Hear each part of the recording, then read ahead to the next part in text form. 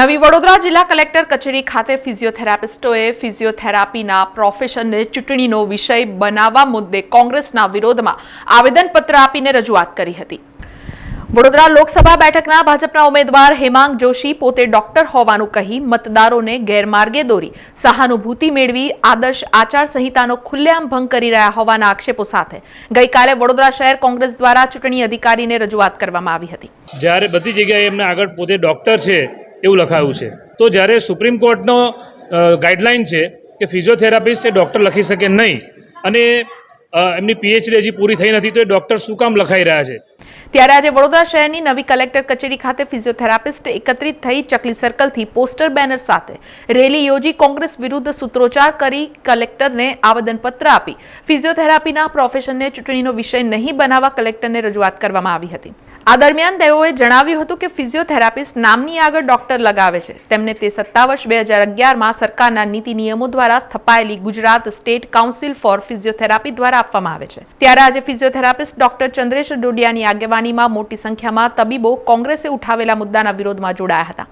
આ સાથે જ આગામી સમયમાં આ મામલે ઉગ્ર આંદોલન કરવાની ચીમકી ઉચ્ચારી હતી। આજે અમે કલેક્ટર કચેરી ખાતે જ્યારે કોંગ્રેસના એક નેતા દ્વારા ફિઝિયોથેરાપી ફેટર્નિટીને બદનામ કરવા માટે અને પોતાના આર્થિક લાભ માટે, પોલિટિકલ લાભ માટે જ્યારે ફિઝિયોથેરાપી ફેટર્નિટીનું નામ ખરાબ કરવામાં આવ્યું છે, તો એ રિલેટેડ અમે અરજી આપવામાં આવ્યા છે। એમના દ્વારા એવું નિવેદન આપવામાં આવેલું કે ફિઝિયોથેરાપિસ્ટ છે તે પોતાના નામની આગળ ડૉક્ટર લગાવી ના શકે, પણ અમને આ હક ગુજરાત સરકાર દ્વારા રચવામાં આવેલું Gujarat state council four physiotherapist દ્વારા અમને આપવામાં આવે છે। અમારું જે રજિસ્ટર્ડ ડિગ્રી સર્ટિફિકેટ કે જે કાઉન્સિલિંગ દ્વારા અમને આપવામાં આવે છે, તેમાં ક્લિયર કટ મેન્શન હોય છે કે ડૉક્ટર ચંદ્રસિંહ ડોડિયા અને પાછળ પ્રિફિક્સ તરીકે પીટી તરીકે લખાવવામાં આવે છે। અમે સરકારના નીતિ નિયમો મુજબ જ અમારું રજિસ્ટ્રેશન થાય છે અને બધું વસ્તુ થાય છે, તેમ છતાં આવા ચૂંટણીના માહોલમાં, આવા લોકશાહીના પર્વનો માહોલ બગાડવા માટે વિરોધ પક્ષ દ્વારા જ્યારે આવા ખોટા આવેદનો આપી અને કોઈ પણ એક પ્રતિષ્ઠિત ફિલ્ડના લોકોને બદનામ કરવામાં આવે અને એના પેટ પર પાટું મારવામાં આવે તો એ ચલાવી લેવામાં આવે નહીં। તો તેનો વિરોધ કરવા માટે આજે અમે સૌ ફિઝિયોથેરાપિસ્ટ કોલેજના વિદ્યાર્થીઓ અને પાસ આઉટ ફિઝિયોથેરાપિસ્ટ ડોક્ટરો અહીંયા ભેગા થઈ અને કલેક્ટરને આવેદન આપ્યું છે। એને અમે અમારી વાત સમજાવી છે, અમારો મુદ્દો મૂક્યો છે અને કલેક્ટરે તેને ગ્રાહ્ય રાખ્યો છે।